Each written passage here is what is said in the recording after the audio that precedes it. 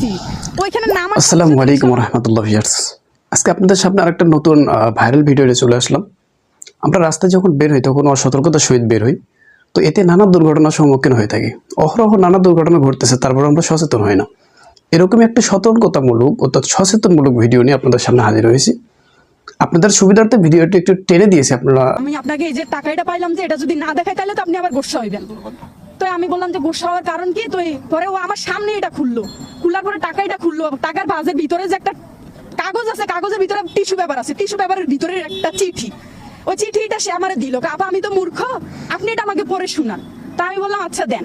তো দি স্যার আমি তাকে পরে পরে এটা শুনাইলাম। শুনানোর পরে সে আমারে বলতেছে আপা কি করব বলেন। তো আমি বললাম যে কি করবেন। তো আমারে বলতেছে আপা এটা একটু দইরা চান তো এটা স্বর্ণ কিনা।